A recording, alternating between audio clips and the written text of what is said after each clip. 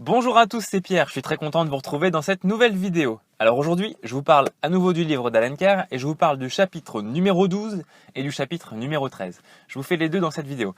Je suis désolé en ce moment, je vous fais peu de vidéos parce que je suis en train de déménager tout simplement. D'ailleurs, les prochaines vidéos, j'essaierai de vous faire une petite vidéo dans mon appartement que vous voyez un petit peu à quoi ça ressemble et puis ça changera un petit peu. Voilà. Donc le chapitre numéro 12.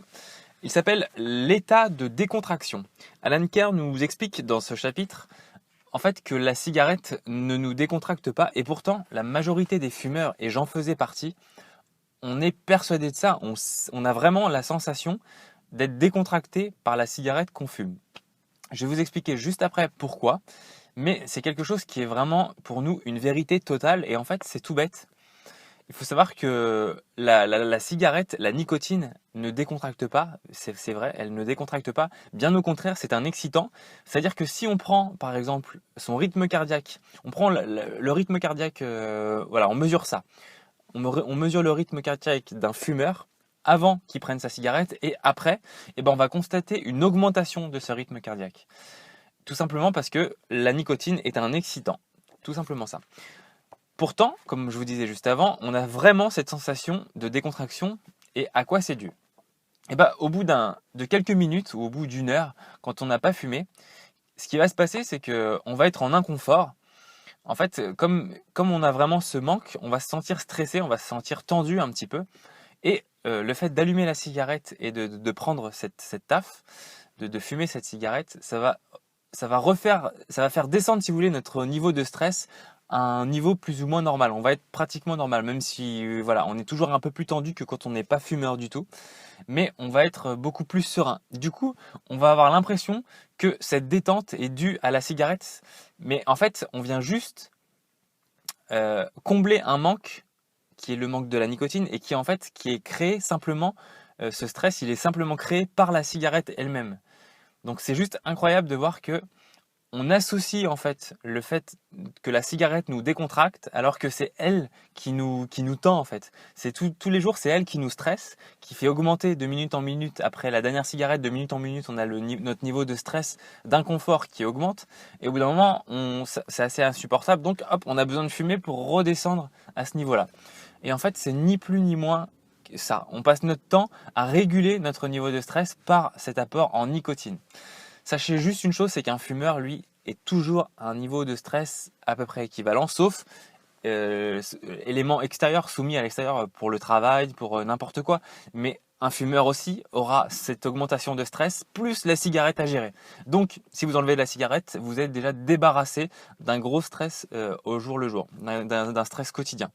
Voilà, là je m'évade un petit peu du chapitre, mais c'est parti.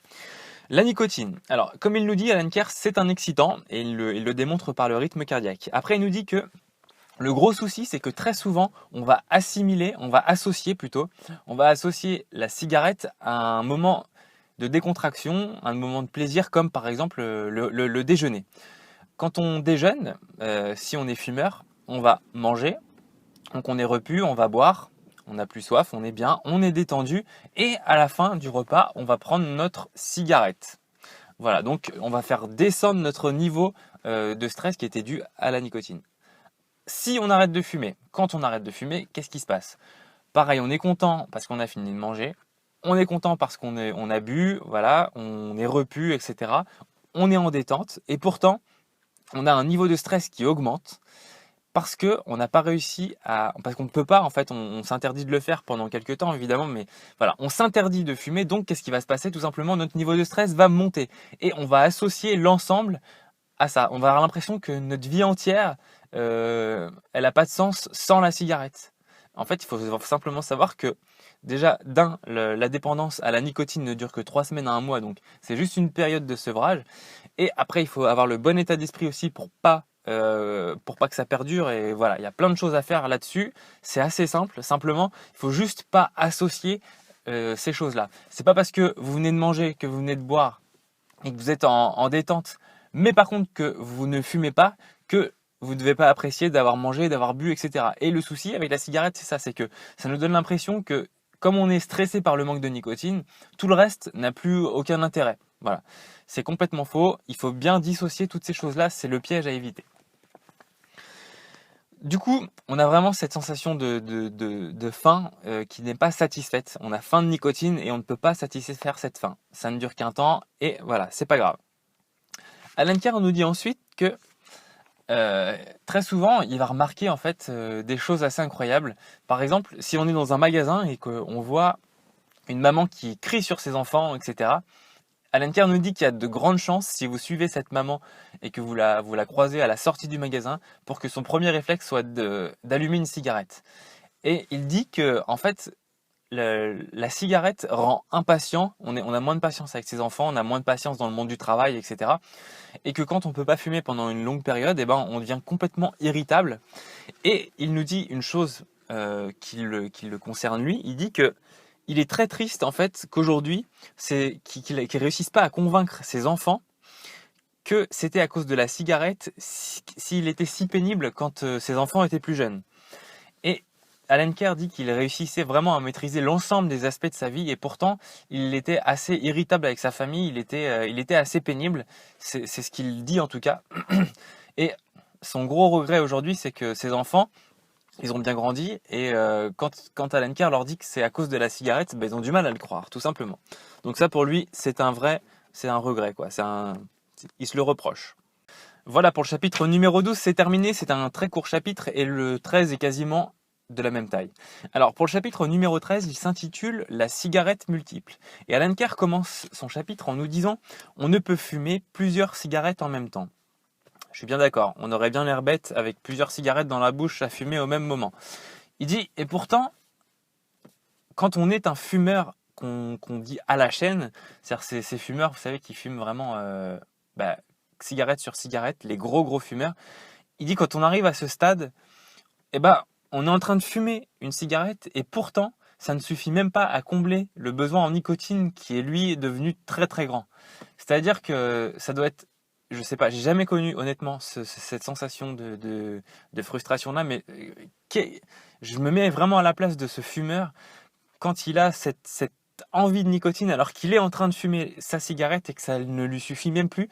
Il se dit juste, la seule chose que je puisse faire, c'est éteindre cette cigarette et en reprendre une aussitôt, en inspirant vraiment profondément. Je ne sais pas ce qu'il se dit, mais j'imagine un petit peu le sentiment de frustration, tout en sachant, bref, qu'il se détruit, etc. Mais il y a toujours une solution, pas de souci. Il faut toujours rester optimiste et savoir que la cigarette, en fait, il y a une clé essentielle qui est là, tout simplement. Il faut simplement arrêter avec le bon état d'esprit. Ne l'oubliez jamais, si vous êtes un gros fumeur que vous me regardez aujourd'hui, il n'y a pas de souci. Si vous avez un souci de santé à cause de ça ou autre, sachez qu'il y a forcément une solution. Il faut juste le comprendre et il faut le faire, quoi, c'est tout. Arrêtez avec le bon état d'esprit, vous verrez, ça change tout. Alan Carr était un gros fumeur, il a fumé jusqu'à, je crois que c'est 100 cigarettes par jour, ça doit faire 5 paquets. Il a fumé dans les mauvais moments de sa vie jusqu'à 5 paquets de cigarettes par jour. C'est horrible, 5 paquets de cigarettes par jour, je pense que... Bon, donc il a réussi à arrêter avec le bon état d'esprit facilement comme ça, vous pouvez le faire, il y a plein d'exemples autour de vous. Simplement, faites-le, c'est tout. La cigarette. Alors, Alan Carr, je me suis un petit peu évadé, mais c'est pas grave. La cigarette finit par ne plus satisfaire ce besoin quand on est un fumeur à la chaîne. Et il dit que du coup, à cause de ça, il y a beaucoup de grands fumeurs. Et en fait, si vous allez dans les bars tabac, vous savez, en pleine journée, en pleine semaine, vous allez voir qu'il y a des gens qui sont dans ces endroits qui fument vraiment beaucoup et qui aussi un jour se tournent vers des choses un peu plus dures comme l'alcool. Et Alan Carr nous dit que très souvent, ces fumeurs à la chaîne ne trouvant plus de satisfaction dans la cigarette, dans la nicotine, sont obligés de se détourner de ça et d'aller vers des choses un peu plus dures, même beaucoup plus dures, des drogues plus dures, comme par exemple l'alcool ou voilà, des choses qui sont plus importantes. Voilà. Alors je pense pas que ce soit très, comment dire, très répandu. Voilà, Alan Carr, on a l'impression qu'il dit que c'est vraiment une possibilité, que c'est courant. Moi, je pense pas que ce soit quelque chose non plus de très répandu. Donc, je suis pas tout à fait d'accord avec lui là-dessus, mais je pense quand même que ça existe réellement. Et la preuve en est, c'est que chez nous, en France, par exemple, on a plein de gens dans les bars tabac qui subissent ça. Voilà, c'est ce que je voulais vous dire. Moi, j'ai beaucoup de pitié pour ces gens-là. J'aimerais vraiment aider ces gens-là aussi que je peux croiser, que je croisais en tout cas quand j'allais acheter mes cigarettes, qui sont là à longueur de journée, qui sont assis, qui boivent et qui sortent avec, voilà, avec des copains aussi et autres. Mais bon, je sais pas si s'ils sont très heureux ces gens-là, et puis si au niveau de la santé, c'est assez catastrophique. C'est pas trop le sujet aujourd'hui, mais je voulais vous en parler. Donc, Alan Carr nous dit que le piège vraiment de ces cigarettes à la chaîne, c'est que ça arrive quand même à tout le monde. C'est-à-dire qu'en soirée, on va être capable, par exemple, je vais prendre mon cas, personnellement, j'étais capable de fumer, je sais pas, jusqu'à peut-être 15 cigarettes en une soirée, quasiment un paquet, et il m'en restait toujours 2-3 quand même, enfin peut-être 4-5 cigarettes quand même le matin, mais j'étais capable d'acheter un paquet de cigarettes avant d'aller à une soirée, et que le lendemain, il m'en reste vraiment quasiment plus, quoi. Donc, c'est énorme, c'était énorme ce que j'étais capable de fumer en une soirée, c'était des cigarettes à la chaîne. Et ça, c'était vraiment dû au fait que quand on est avec des amis, quand on fait la fête, etc., il y a toujours des fumeurs qui sont avec nous. On sort et on va parler dehors, on fume entre nous, etc. On rencontre du monde, on parle avec d'autres personnes. Il y a vraiment un aspect social qui est quand même compliqué à combattre. Et il s'avère que quand on arrête vraiment avec le bon état d'esprit, ben, toutes ces personnes-là, on continue de sortir avec eux, on continue de faire la fête, etc. Mais pourtant, quand ils sortent fumer, aujourd'hui, c'est exactement ce que je ressens. J'ai envie de leur dire, mais sors pas, je t'en prie. Enfin, tu vas te flinguer. Je sais, tu as l'impression que tu vas passer un bon moment dehors et tout, tu vas être avec les autres, mais sortez pas, s'il vous plaît. Voilà. Aujourd'hui, je sais exactement qu'ils sont victimes de ce cercle vicieux. Je sais comment ça fonctionne et tout. Et mon état d'esprit, eh ben, moi, me protège puisque je ne sors plus avec eux, je ne fume plus et je suis content de ça. Et à la fois me pousse à essayer de les aider vraiment. Je vous assure que c'est ça. J'ai envie voilà, que par ce livre, par les vidéos, par plein de choses, qu'il y ait cet élan et que tous on puisse aider des fumeurs autour de nous et que en même temps ça nous aide aussi à ne plus fumer, tout simplement. Voilà. Tout ça pour vous dire que je m'échappe complètement du chapitre à chaque fois. Je suis désolé, j'ai trop de choses à vous dire. Ces cigarettes multiples, elles sont vécues par tout le monde, un jour ou l'autre. Et Alan Carr, lui, dans ce chapitre-là, il prend l'exemple, par exemple, du fumeur, vous savez, qui joue à une partie de poker. Il dit, c'est typique pour fumer des cigarettes à la chaîne. Vous installez à une table de poker et voilà, quelqu'un allume une cigarette, vous en allumez une parce que vous faites la même chose. Et puis après, hop, la partie commence. Vous devez vous concentrer, donc vous rallumez une cigarette pour vous concentrer, parce que vous avez l'impression que ça vous aide à vous concentrer. En tout cas, ça vous permet de faire le focus sur ce que vous êtes en train de faire et de ne plus penser à votre manque de nicotine. Donc vous fumez votre cigarette. Et si jamais vous commencez à perdre, qu'est-ce que vous allez faire? Vous allez commencer à stresser du fait que vous perdez. Donc pour évacuer ce stress, vous allez avoir l'impression qu'il va falloir que vous fumiez. Donc vous allumez votre cigarette pour évacuer le stress. Ok, très bien. Si après ça change et que vous êtes en train plutôt de gagner, bah vous êtes plutôt heureux. Donc qu'est-ce que vous faites? Vous allumez une cigarette. Bref, tout est susceptible de vous faire allumer une cigarette. Et en fait, on se rend compte que dans la vie du fumeur, euh, tous les arguments sont bons pour allumer une cigarette, que ce soit les moments joyeux, les moments de repos, les moments de stress, les moments de tension quand on est dans l'action, etc. On fume, machin, on fume vite fait. Bref, tous les moments sont prétextes à fumer. Et c'est bien là le problème de la cigarette et le piège de la cigarette. On a l'impression qu'on a besoin de la cigarette pour tout. Et pour des choses qui sont totalement contradictoires en plus. C'est incroyable. Alan Carr nous dit il nous dit, mettez-vous bien dans la tête que si la cigarette apparaît tellement appréciable, c'est à cause des situations auxquelles elles sont associées. C'est exactement ce que je suis en train de vous dire là. C'est-à-dire que les cigarettes vous semblent vraiment indispensables et de qualité, mais parce que vous les avez associées à des moments comme ce qu'on disait tout à l'heure, comme le déjeuner ou l'apéritif entre amis, ou voilà. Tous ces moments où vous étiez heureux en fait. Vous êtes heureux quand vous êtes en pause. Voilà, c'est une joie, qu'on soit fumeur ou pas, d'avoir une pause. Vous êtes d'accord avec moi? Et du coup, le fumeur, lui, il associe la cigarette à ce moment-là. Donc, le jour où vous arrêtez de fumer, qu'est-ce qui se passe? Évidemment, vous avez ce manque de nicotine, donc vous êtes en inconfort, vous n'êtes pas complètement content, mais c'est pas pour autant que vous n'êtes pas en pause. Donc, sachez quand même profiter de ça et profitez-en tout de suite. Mettez-vous vraiment à l'idée que vous êtes non-fumeur. Mettez-vous aussi à l'idée, si vous ressentez le besoin de nicotine, que ça va durer que 3 semaines et qu'au bout de 3 semaines, ça n'est plus du tout un manque de nicotine si vous avez encore l'impression d'avoir envie de fumer. C'est simplement quelque chose de psychologique, c'est un manque psychologique, tout simplement. Et ça, c'est dû à des schémas mentaux, à des croyances qui sont qui sont vraiment mises dans votre esprit profondément par tout ce que vous avez vécu, toutes ces associations d'idées, etc. Il suffit simplement de balayer ça et vous verrez que vous pourrez arrêter facilement avec plaisir, avec le bon état d'esprit. Voilà, sachez-le.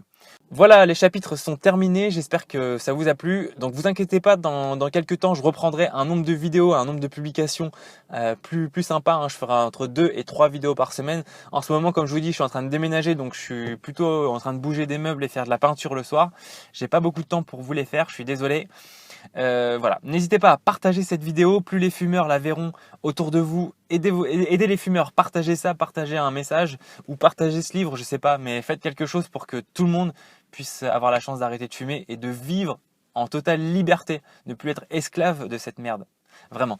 Voilà. Et vous pouvez aussi recevoir mon petit guide. Vous cliquez sur le petit i juste en haut et vous recevez mon guide en 6 étapes pour arrêter de fumer avec plaisir, parce qu'on peut arrêter avec plaisir. Donc cliquez là-dessus. Je vous envoie ça. Si vous me donnez votre adresse mail, je vous envoie le lien directement.